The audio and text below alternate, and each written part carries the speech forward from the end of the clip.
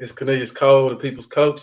Your diehard fan here. We want to start for last week. Hopefully, we have a better show this week. Now let's get into it.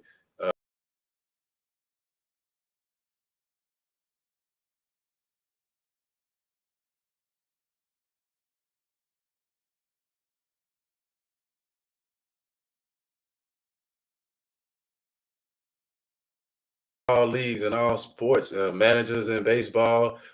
From the great Joe Torre. His name Lasorda, Tommy Lasorda. Um, the manager for the Cardinals. I forgot his name. My mind just went blank. But there's been a lot of great um, coaches. Coaching is there's been a lot of great coaching throughout history that has helped teams win. Like if you talk football, I wanted to talk about Bill Parcells, the Bill Parcells tree, the coaching tree. That's that tree that Bill Belichick came from.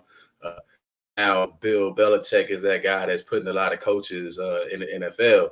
Um, Staying with basketball, as far as a lot of coaches that coached under Greg Popovich, getting their thing. Coach Bud out in Milwaukee, Udoka over there in Boston. The list goes on. And then you had those wild cards like Kerr, who was a player, to be a great coach. Doc player. It turned out to be a pretty good coach. In the NBA, I'm looking for Sam Cassell point. I see him on the sidelines a lot. I'm looking for Sam Cassell at some point to become a coach and see if he can make those moves. But the impact of coaching, um, in my mind, is a very important thing. It's like if you take Carolina, um, I was saying last week that I saw on local North Carolina news, watching the Spectrum app. Uh, I saw fans actually saying after that first preseason game, during that first preseason game, said coach. So yeah, I agree with Matt Rule is the coach for that particular job. Nothing against Matt Rule. I just don't think that in the NFL he's ready for that task. As far as a team like the Pats notoriously have a solid defense. Always just need a little offense to get them over the hump. When they have had offense, they have been able to do things. They have been able to make some moves. Tell me what you think. Um, putting everything into perspective as far as the coaching. I talked a little bit about the great Phil Jackson. I say he's great. They say Red Auerbach is okay. Um, I think Red Auerbach is okay. Um, Shout out to Sports for America for putting me on. It's the Die Hard Fan Show with Cornelius Cole. So yeah, Red Auerbach was before my time. Um, but 11 rings, or however you want to slice it, 10 rings, 11 rings, however many he had, pretty good, pretty good, solid coach, in my opinion, as far as learning how to win. But we know that the league wasn't as big as it is now. I know players have an impact. I know players really are the cog or that cog in the wheel. If you don't have players that'll follow out the game plans, but you have to have solid game plans. Another coach mentioned in the NFL is Mike Holmgren. Um, he gave birth to a lot of different coaches up under his umbrella that hit the league. And they played. And a lot of those coaches had players that played great. Mike Holmgren. Remember Seattle? Seattle was nothing. In my mind, he was the first one to really put them in contention to be a champion caliber team. Before I know Pete Carroll all the way there, but remember he got them to that Super Bowl back in the day. Mike Holmgren, and he was one of those like a Bill Belichick that was also the GM. He was doing everything. And you saw what he did with Green Bay. Um, Pretty good in my mind. But you have all these Coach Tony Dungy, man. You That goes saying, Dungy put a lot of coaches in the league as well, coming from under his tree. That tree runs long as well. But that's the thing, the trending of the coaches in these leagues. You know, not too many Steve Nashes get, those opportunities right away like that have never coached on any level, and then you just thrust in there like that. All of a sudden, you coaching. Jason Kidd served, I believe, before he got a head coaching job. He was an assistant coach. Same thing. I could say Chauncey Billups. He went from like basically. Um, as an analyst, a sports analyst, and then straight to the bench as far as coaching. I know a lot of these people have paid their dues as far as players and stuff like that. But what warrants any one particular coach over another? I think is all about the mindset of the owners, the ownership, and the leadership, the GMs and things like that, the executives up top, which direction they want to go and who they want to put in place. Like if you take what's his name, Josh McDaniels for the Raiders, uh, this is his second crack at it as far as being a head coach. It didn't go over so well when he had the Kansas City Chiefs. We saw how that turned out. You remember he took Matt Castle from New England. And that's another thing too. These coaches taking their players. Like they become a head coach. Sometimes they want to take the players with them, or they move things. It's like that. What was that movie? Any Given Sunday, when he took when Pacino character, the Jamie Foxx character, the Willie Beeman, right from up under their noses and stuff. But sometimes I think that players have to be players have to be um, willing to accept coaching. These days, it's not too many willing to accept coaching, it seems sometimes. So therefore, coaches are getting bounced off of players' recommendations and not off necessarily poor performance or whatever.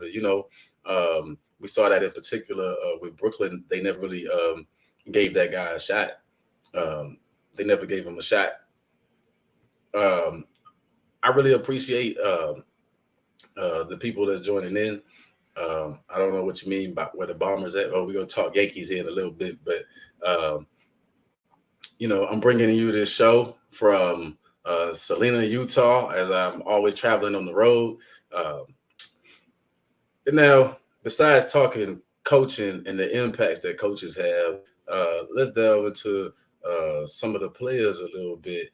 As far as I want to go straight to the NBA real quick, and I want to put this out there. What happened with KD as far as staying in Brooklyn? I think that was a good move because now you get to prove. Now he gets to prove that he can win without piggybacking off Steph Curry and that Warriors team. I would like to see more players do that. Stay put a little bit and show us what you got. I know he was in OKC and he drug OKC.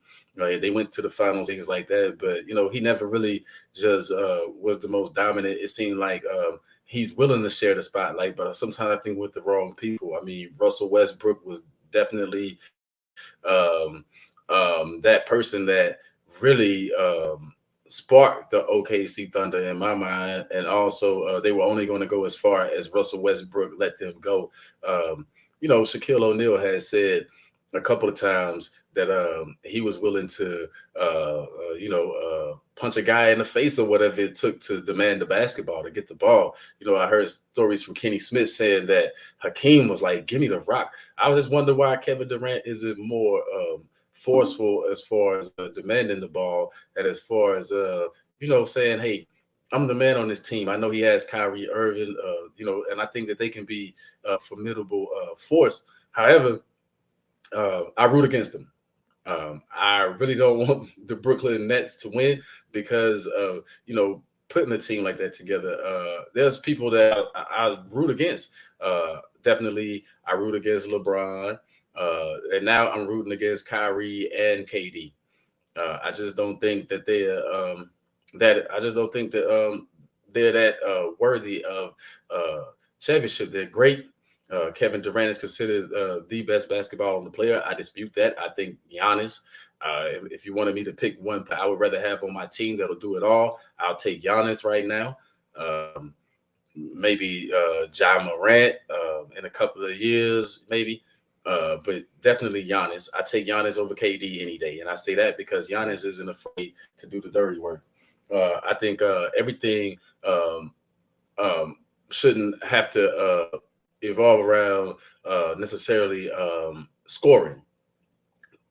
We saw Mike try that. Mike didn't really go far with that, but Mike did play defense. You can't ever take that away from him. But Phil Jackson, see that coaching, that's where that coaching comes in. Pass the ball. Get into certain spots, do certain other things, like the Tim Duncans, who really didn't always score a lot of points, but would give you 20 and 10 solid pretty much every game. Same thing pretty much every game in the postseason. He's blocking shots, diving on the ground for loose balls and things like that. Everybody wants to say that Brooklyn would have a championship right now. Let's end that dispute. As far as me being a diehard fan, diehard sports fan, let's end that dispute. No way possible would they have won. If they were going to win, then they would have won. I mean, a toe on the line, whatever, all that stuff. Stop it, people, because it went to overtime. And then what did Kevin Durant do? What did he do in overtime? I mean, that's where it was. I mean, the game in line or whatever.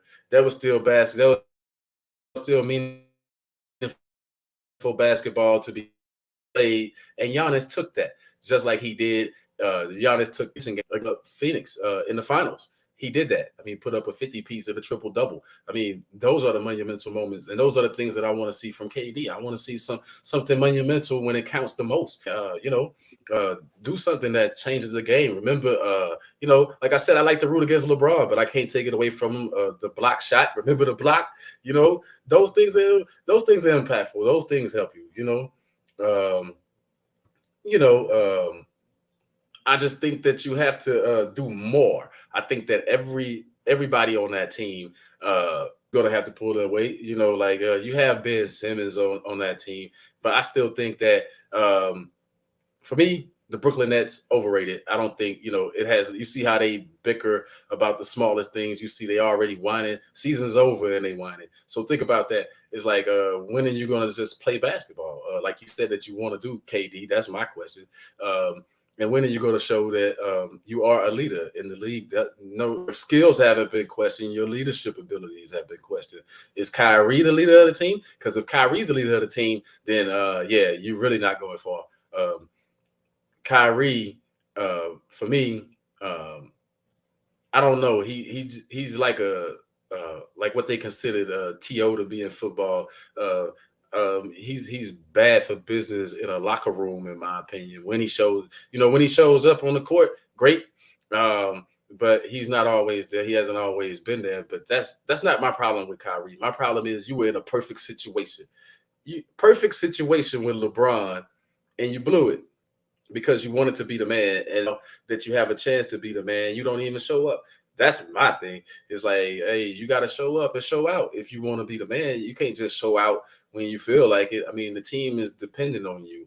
And speaking of teams dependent on people, switch it real quick. Um, yeah,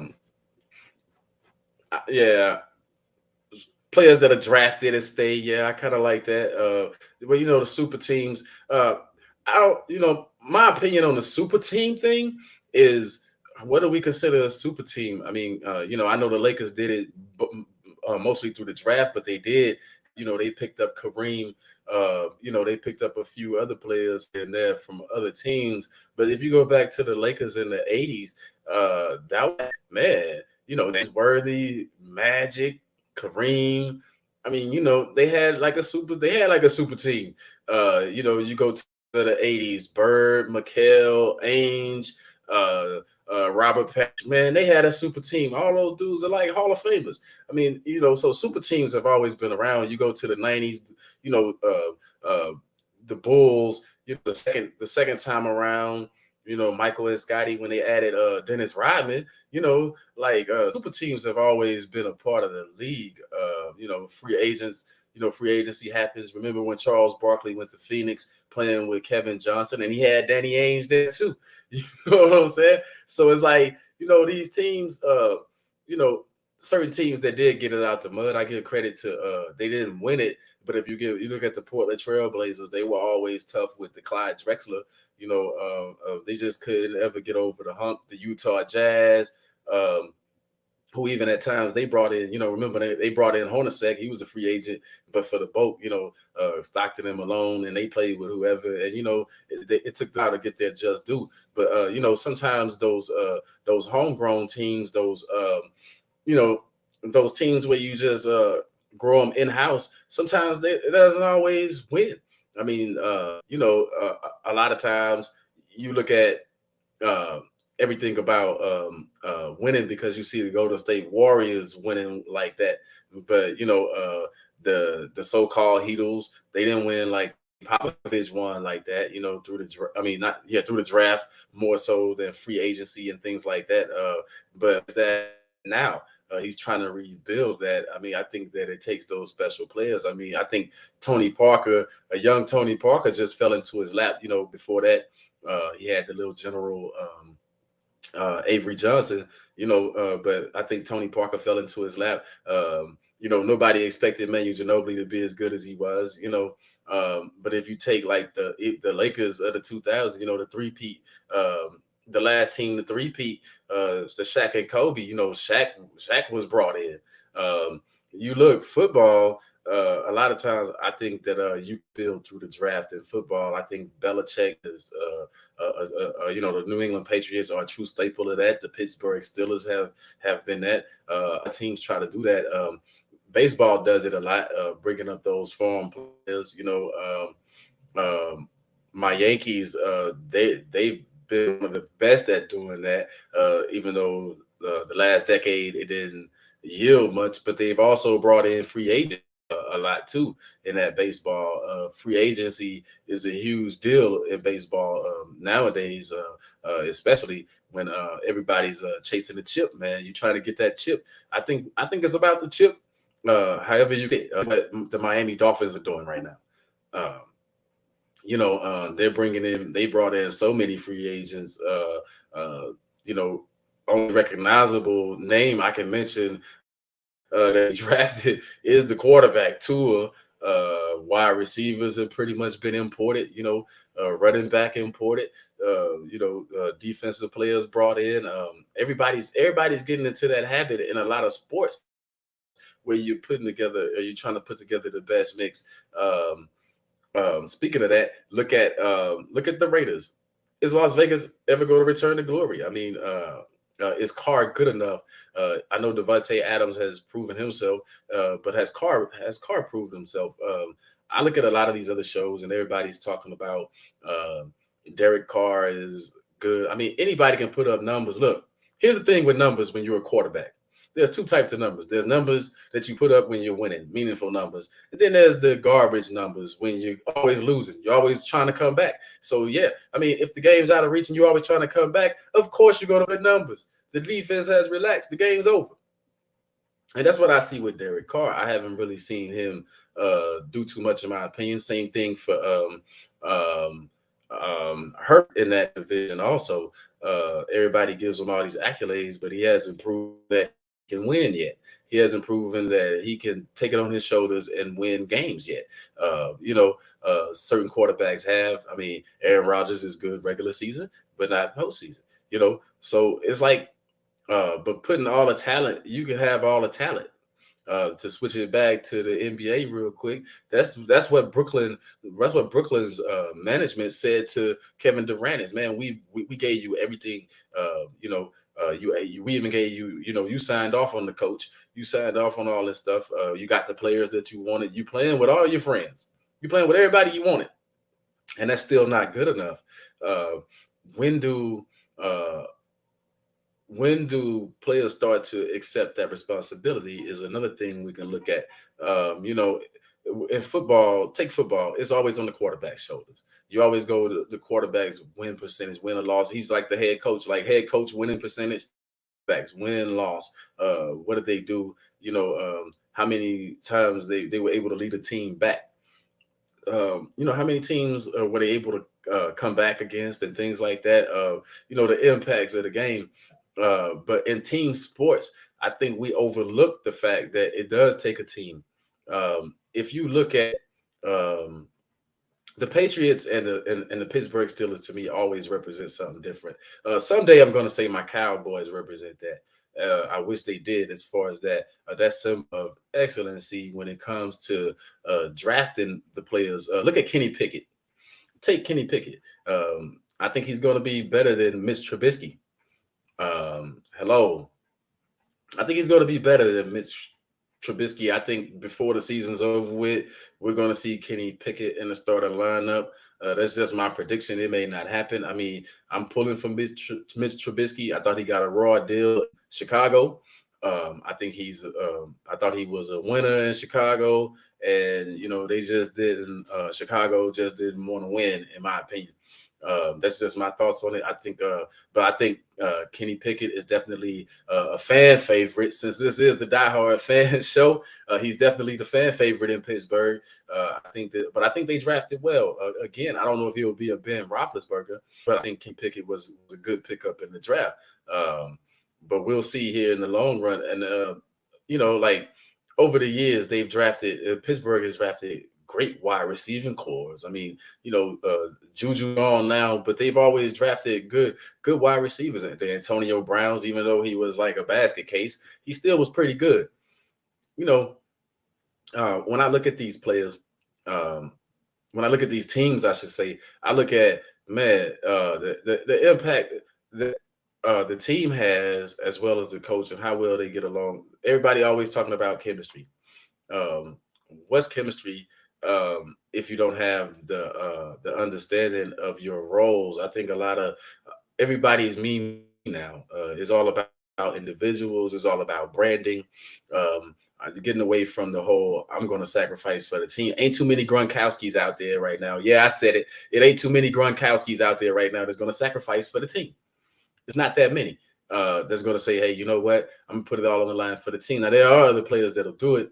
But I'm just saying, Gronkowski, to me, I'm going to sacrifice for the team. Tom Brady has been the ultimate. I'm going to sacrifice for the team, even if it hurts my wallet. I want to put the best product out there. I want to put the best team out there. I'll do what I have to do to put the best team out there. But NBA, NFL, Major League Baseball, to me, it's all about. I'm not mad at the players getting the money. Get the money. Get the money, because some only have that one opportunity, that slight window to get the money. I'm not saying don't get your money.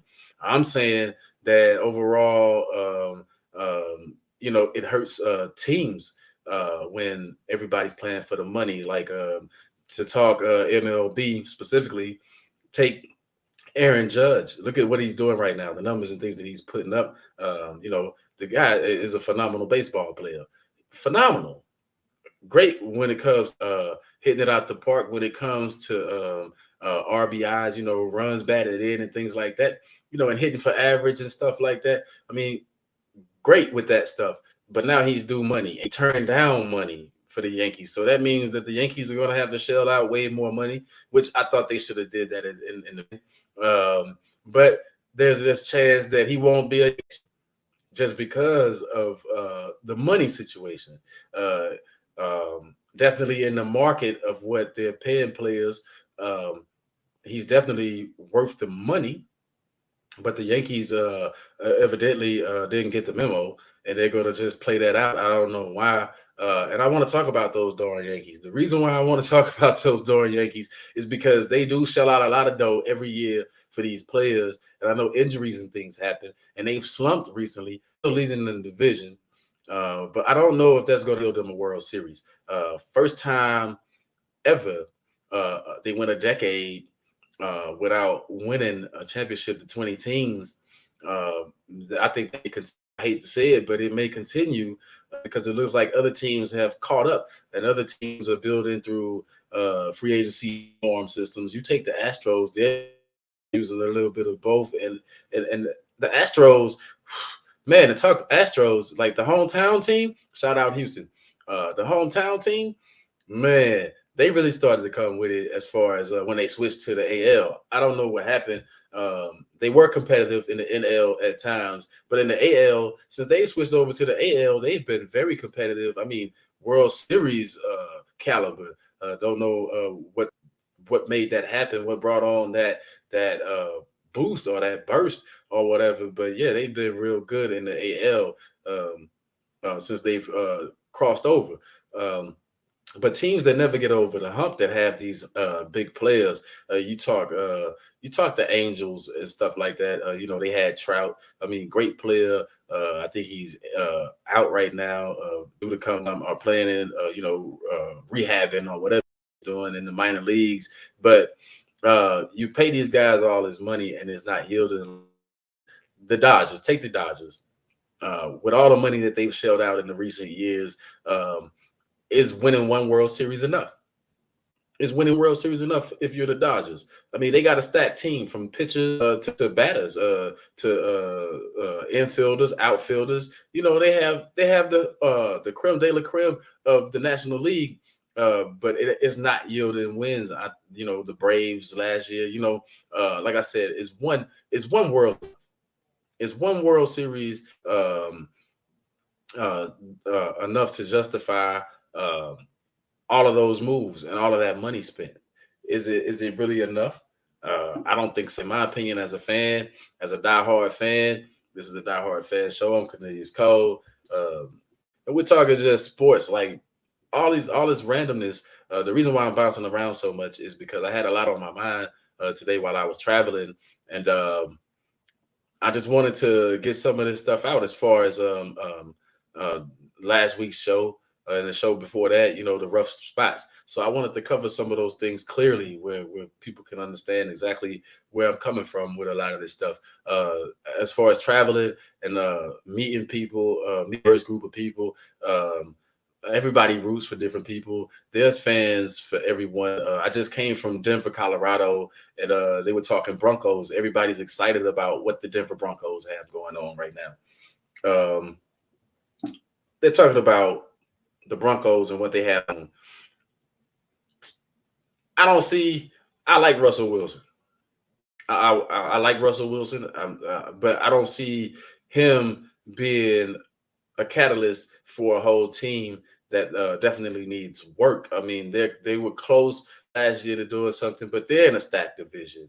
Let's go there for a minute. That AFC West. Um, um, I don't know. There's a potentially all four teams could make the playoffs. I don't think that's going to happen. I don't think. I don't. Are the Broncos are really going to make it? I don't even think the Chargers are really going to make it. I think the Chiefs own that division until proven otherwise. It's Mahomes' division to lose. It's Andy Reid's division. It's there because Andy Reid is notorious. I was talking coaches earlier. I didn't like Andy Reid back in the days when he was with Philadelphia. I rooted for everybody to beat him. I was a huge Donovan McNabb guy. I like Donovan McNabb. I just didn't like the team, the Eagles, of course. Being a fan, I didn't like the Eagles. But this guy is powerful. You said second in the West. Yeah. I don't know. The Chargers is going to be a toss up. I think Chargers they made some moves on defense that might solidify them as formidable opponents this year. They're trying to help Herbert in every way that they can. Broncos, I don't know, with that young talent, we'll see if to me, it's not going to be about the offense for the Broncos. It's going to be about the defense, which has looked good so far in preseason and some in the preseason games from what I've seen. We haven't seen all the starters and stuff yet, but it looks like they got a good defensive team. But back to what I was saying about Andy Reid in that division, like he did the same thing in Philly when he was in Philly. What was it? Five straight NFC championship games and then made it to one Super Bowl out of all that. But I'm just saying, the dominance of a mind like Andy to put together these teams that compete on a high level. I mean, it's hard to beat that when you're the other teams in that division and you're constantly switching coaches. That's what we have to think about too. We can't just say it's players there in that division. The Broncos have a new coach. The Raiders have a new coach. Look at and then we saw what the coach for the Chargers, he'll blow a game or two, making ridiculous decisions. Making ridiculous decisions. So, what this is going to be his second year, I think, coaching there. So it's like, all these new coaches there, and Andy Reid has been. I think the consistency is going to win out in that division. So everybody else is playing for runner up, in my opinion, playing for runner up. You look around, some of the preseason action, some of the standout stuff that I've seen. I mean, some of these coaches have stuff to prove. Not a 49er guy. I had Trey on the show this week, which thanks for Trey for finishing the show for me, hanging in there and being a good about it. But Trey is a 49ers fan, and what I really wanted to talk to him about was Trey Lance, because I don't think Trey Lance is ready for a team that definitely was in the NFC Championship game last year. That's been challenging, with Jimmy G. I don't know if he's ready for that role, but we get to see if he's ready for that role. Can Trey Lance step up to the plate? Can he be that guy? Can he can he outdo what Jimmy G is? I don't think Jimmy G's done. I think another team will give him a shot, probably somewhere. I was thinking maybe the Seattle Seahawks, or something like that. Maybe Houston down there. Speaking of Houston, is Davis Mills that good? Houston fans out there, wherever you are, is Davis Mills that good? I don't. They're riding a lot. Lovey Smith, they seem to be sticking with him. So I don't know. Maybe they're just saying, "Hey, we're gonna ride with the young guy that we drafted." That's one of those things. Like, did they draft the right guy? I mean, I don't know. I haven't seen, to be honest. With the Watson fiasco last year or whatever, I didn't really pay attention to the Texans a whole lot. I did see a few of their games, and I saw that they were highly competitive. I see that the team does the fight, and I know Lovey Smith. I know Lovey Smith's going to bring something to the table. I know he's going to do everything that he can to make them a tougher team. I just don't know if Davis Mills is that guy, and I guess we'll just have to wait and see what he really brings. I don't know if he's that.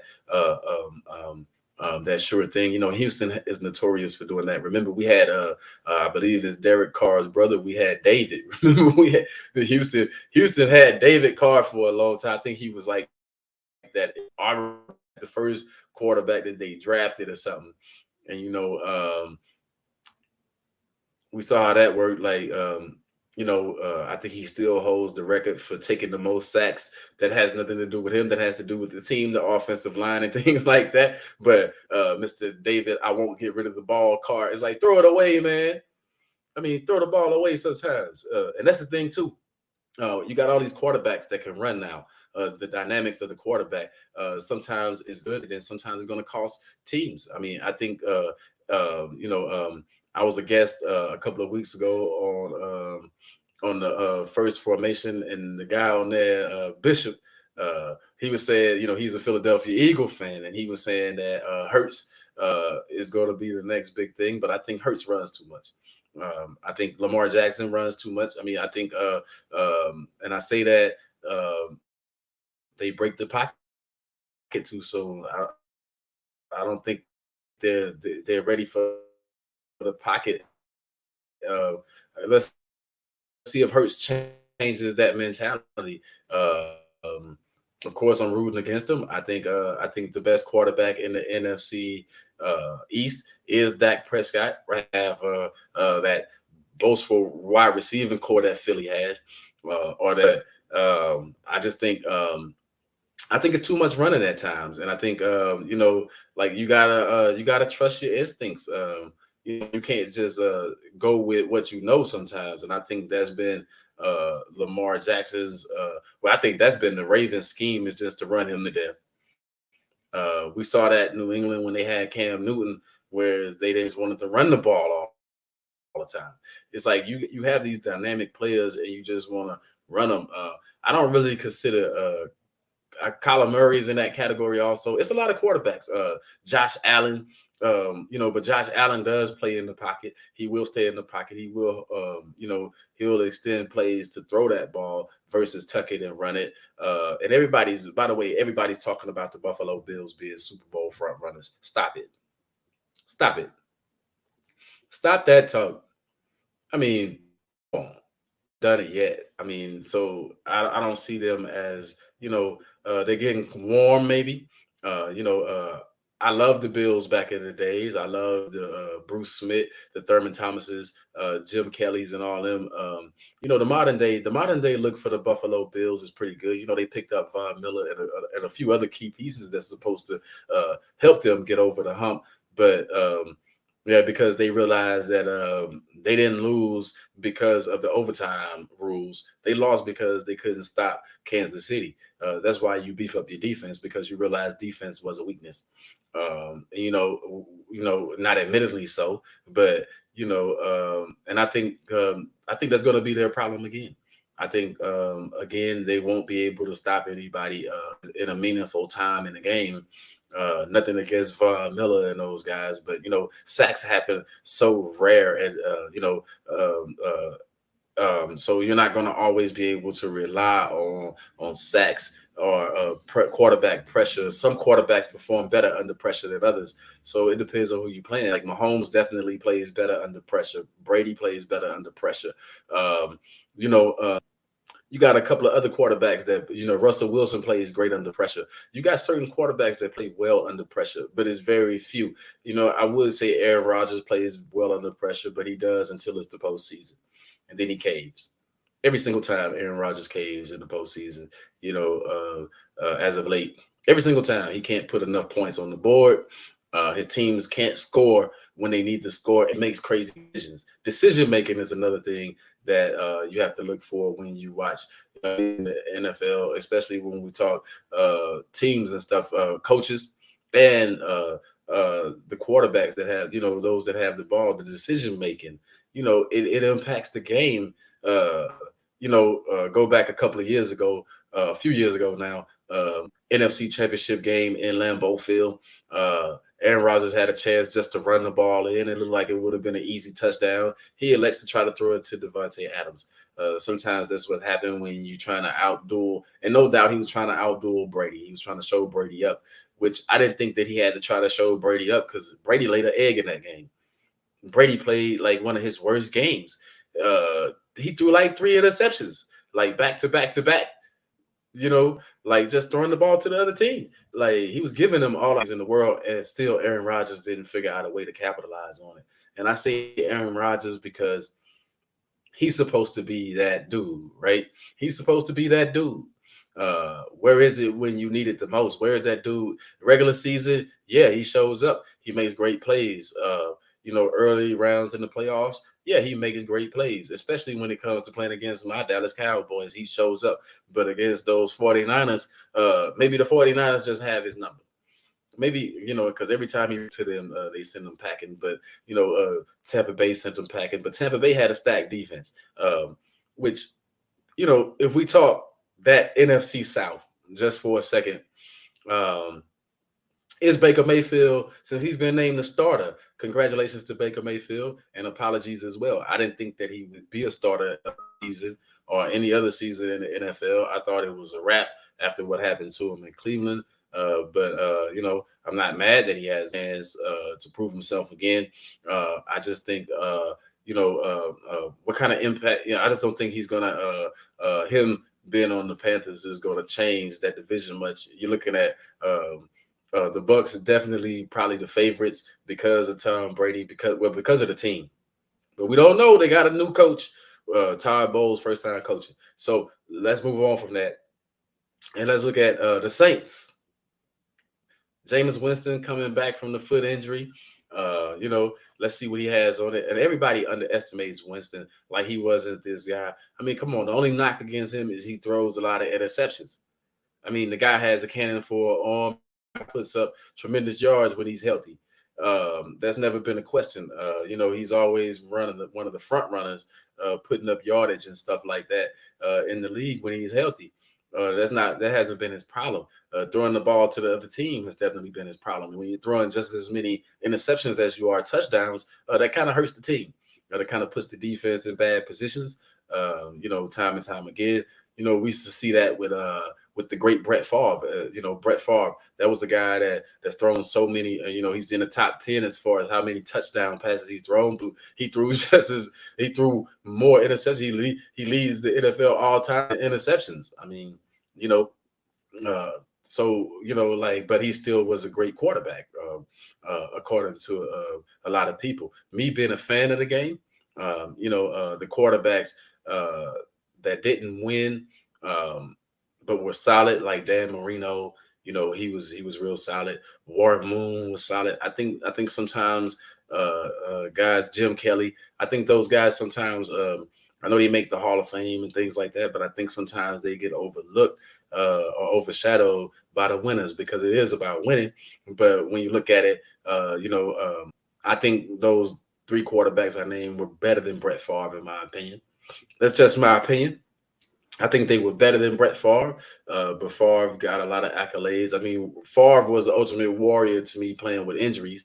We know one while, he was taking the good stuff to stay out there, but yet and still, he still played with all those injuries. He gave it all he had.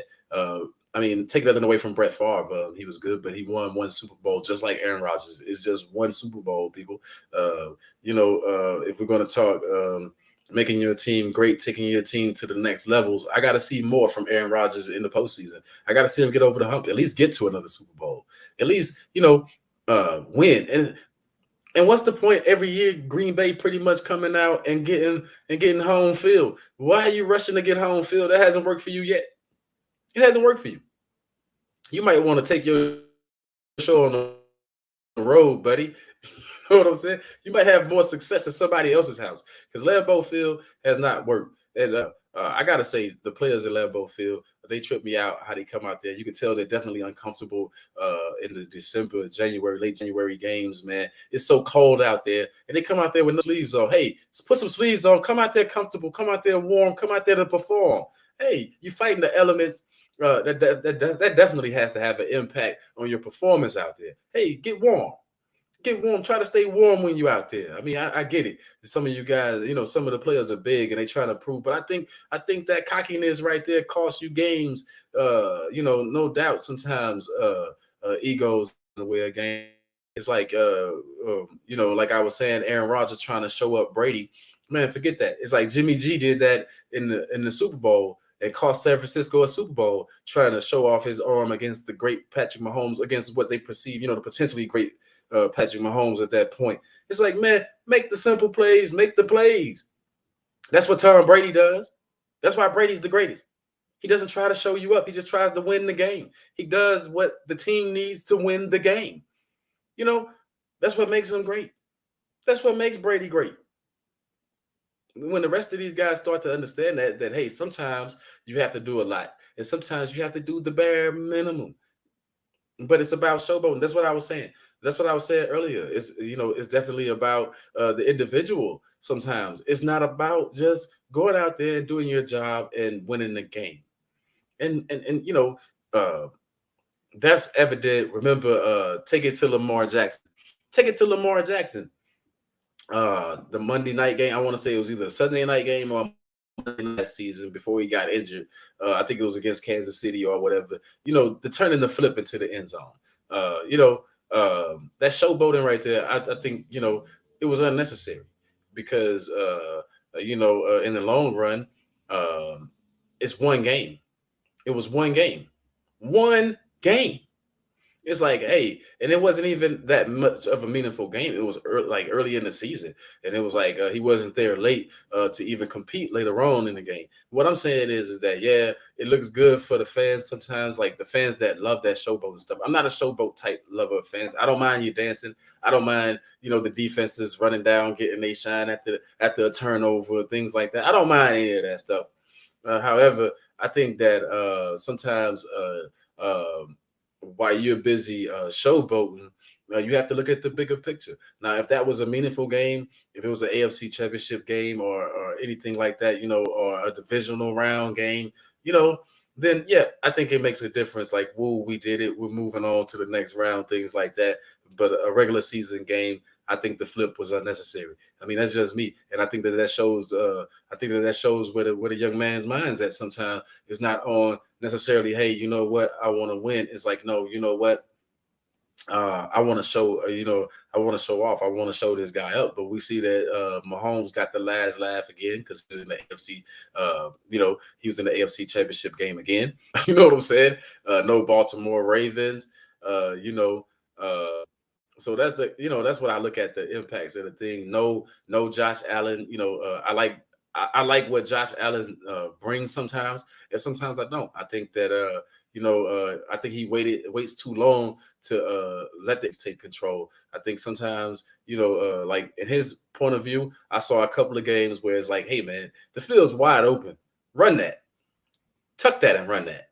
Go ahead and get first down. Go ahead and get the meaningful yardage and step out of bounds, slide, do whatever. Don't take the hit, but man, get that yard. And I think that those are the things that some people are so busy trying to show up. I mean, there's no doubt try to show up their coaches too. Like, oh, you want me to be a passer? Well, I'm not going to run it, even though the field's wide open. I'm not going to run it. I'm just going to throw it away or whatever, And I think that in certain games, man, tell me what y'all think. I mean, I think that stuff is, I think that stuff is really impactful. Again, shout out to Sports for America, the diehard fan. And I want to take this moment to say, I heard about this energy drink today that's supposed to help your brain and things like that, help you focus a little bit. Nerd Focus. Check out Nerd Focus. People, check out Nerd Focus. Let me know what you think. I'll be testing it out, see what it's about. Um, what's up, Star? Um, I look at the I look at the impact of some of the coaches, players, teams. I look at the impact of all of it coming together as a fan and have me rooting in my living room, have me rooting in the stadiums, um, which I want to take a second to address a guy that I met today. uh, don't want to say his name or anything, but I just want to say this guy says to me, I told him a little bit about my show and what I do, and this guy says to me that he's not into the sports like he used to be because of they're taking up all these causes and they're doing and they're sitting down doing the national anthem, they're doing all these things, um, all these things that don't have anything to do with sports. I just want to address that real quick. Don't want to spend too much time on it, but I do want to say, people, this is a country that's supposed to be a free country, and people supposed to have these rights. So I'm not mad at athletes who choose to not stand. And I said to the guy, my words to the guy was, apparently you've never been to too many games in stadiums or things like that, because during the national anthem, fans, we the fans, are still in the concession stands. We're not. We're not really paying attention. Some people. What about that guy that's in the restroom or that lady that's in the restroom during the national anthem? What about those things? Do those things not count? We want to try to call out the players for disrespecting the flag. There's no disrespect here. There's a choice to represent what you want to represent in a place that you're supposed to have those freedoms. That's all it is. It's like, hey, that's like I said, at games, there are people still getting their tickets punched when the national anthem is playing. And those that frequent the games and stuff like that know that it's true. Not everybody is standing saluting the flag. There's still business being handled. There's still things going on, even within the scope of the game. I mean, what about that? What about that cameraman that's changing film during the national anthem to get the shots that he needs to get? What about those things? I mean, do those things not count? I mean, the players, they do, and the players, they have a choice. They're a part of the United States of America, like we are. They have to use their platforms how they want to use their platforms. Now, moving on from that, outside of that, the guy he made a couple of excellent points as far as sports today, as far as the athletes seeming to not be as um, strong as they once were. But was it really strength or was it really crazy? You got to think back in the days, those guys played with a lot of injuries that the modern day players don't want to play with. You know, um, the things that yeah, that is the drama that they can find, but uh, but the new, the new athlete, the modern day athlete, uh, I won't say they crack like glass, and I won't say, I asked that question, is it conditioning? I asked that at my first show here. Um, is it conditioning or what is it? You see them a lot of times with social media. You see what they're doing in the off season, pretty much not less training for some. Some aren't training all the time. Not everybody has that Kobe Bryant drive where you go straight from you go straight from a playoff game to getting jump shots up, or you go straight from winning a championship and you're back in the gym, or you go from losing, getting put out of the playoffs and you're putting in that work. Not everybody has that work ethic. Um, so I don't necessarily think it's work ethic and things like that. I just think that change and diets are different. I and I think mindsets are different. Like I said, injuries that players would play with back in the days, players are refusing to play with those injuries these days. And how can you blame them? Who wants to be all broken up? Look at some of those older players, those players from back in the days. They can hardly walk, they can hardly move. You know, it's like any field. It's like working in a warehouse and you see these people who want to prove how strong they are and lifting heavy boxes and stuff. When you have a forklift right there, you could just put it on the pallet. You could just set it up on a pallet and use the forklift. It's the same thing. Like some people go above and beyond, and that's where it was. They had to do that to get the cake back in the days. These days, the cake is right there. All you have to do is be well enough to perform to get the cake, or perform well enough, I should say, to get the cake. So it's not the same. That's why it gets tricky to me comparing in any sport. And I want to end the show saying that I want to talk a little bit about the MLB, uh, uh, the performance enhancing drugs in any sport. But I want to talk about this Tatis Jr. And the things I want to talk about is, like um, baseball in particular. The reason why I'm saying baseball is because as a fan, I feel like they still owe me. They still owe us. From the so-called steroid era that they went through, or whatever. And holding blackballing some of these players when they profited heavily off of it. You were filling your stands to see Sam Sosa hit all those home runs. I mean, you did that. You didn't penalize yourself, so you're penalizing all these players. That kind of sucks. It kind of hurts that you guys. Thank you. It kind of hurts that you penalize those guys. Um, heavily. I'm talking to Barry Bonds not being in the record books. I'm talking, all these guys that you made all this money off of. It was fine for you to make money off of it. You didn't give us the fans our money back. You didn't do that. You didn't give ticket holders, their money back and things like that. But you're gonna hold these guys, and then you didn't accept any responsibility. You totally turn your back. The thing that I like about the NBA and the NFL is that at least they ride with their players. Yeah, they ride with some BS sometimes. We know they do, but at least they ride with their players, man. At least they loyal to their players and stuff. Baseball, you do not do that. You did not do that, and you still don't do that. You don't ride with your players. I mean, I get it. Players have to be penalized or whatever, and you put in the penalties. But come on, man, you profited heavy. You got paid. You had viewers. If you've lost some of the viewership, it's probably because fans feel like I feel. You know, you made a heavy profit and then you hold it against these guys. You know, you let these guys go to Congress when you should have intervened and went to Congress. Period. Commissioner, whoever's running things, owners, whatever. It's like, hey, GMs, those things, man. Hey, it wasn't the players alone. You guys turned a blind eye to it and made your money off of it. You saw records being broken, and that was huge, and that was filling up your ball coming out to see all this stuff happen. And then you penalize these guys. I mean, what sense does that make?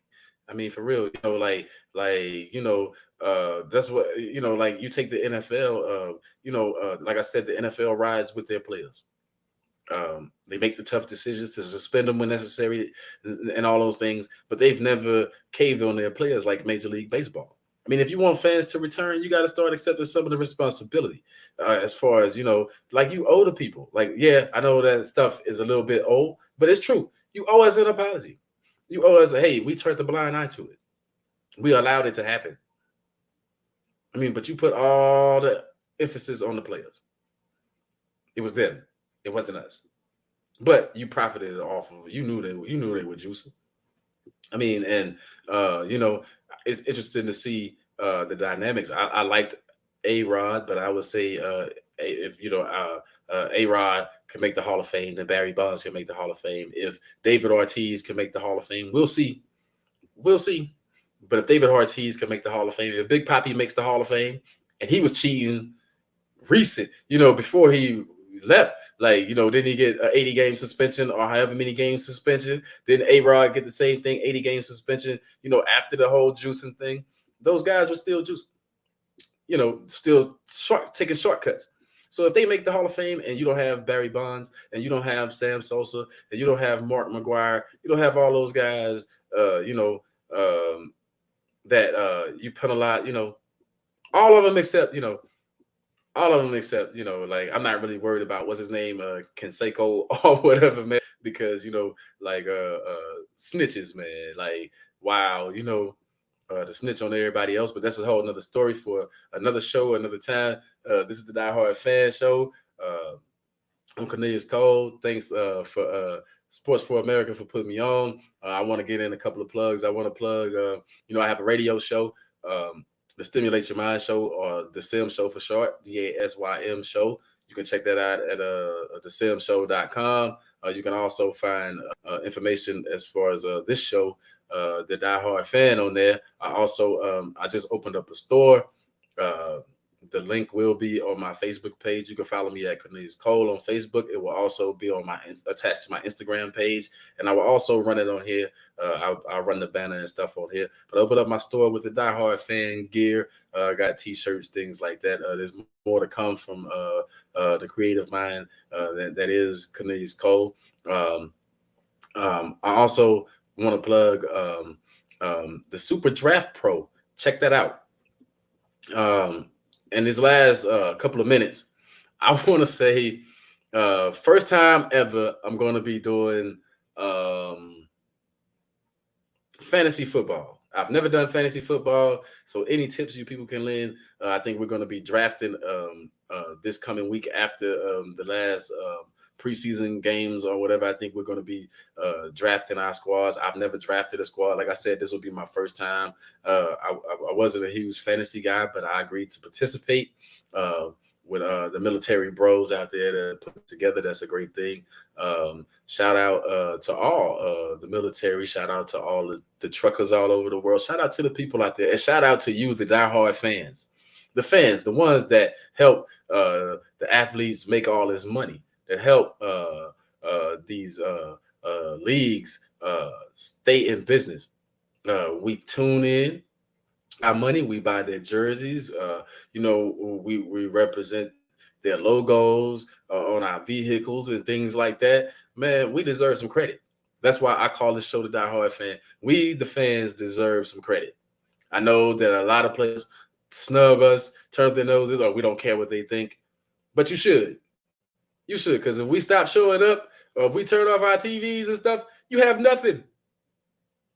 You have nothing without us. I mean, for real. So for those players that feel like the fans are nothing, if we turn our backs on you guys, like you turn your backs on us sometimes, then you'll be in trouble. And that's coming from a diehard fan. I know a lot of people are like, what are you, crazy? I would never do that, But I'm just saying, hey, it's a possibility that those things could happen. Like we could say, hey, no. So just keep that in mind. Keep that in mind. And to all the young athletes coming up, also keep that in mind. Tune in next week. Hoping for another great show. I may have a special guest, or I may not. We'll see how that goes. I'm trying to get Bobby Broussard out of H-Town, Houston, Texas. My uncle. I'm trying to get him to come on the show next week. Maybe by call or something, since he doesn't know how the Facebook Live and all that stuff works. So we'll figure it out. But people, enjoy the rest of your Wednesday. Again, thanks to Sports for America for putting me on. Again, check me out, iHeartRadio, WDRB Media. The Stimulate Your Mind show every Tuesday at 5:30 p.m. Eastern. And catch me again next week at 8 p.m. Eastern on the Die Hard Fan. Have a good one.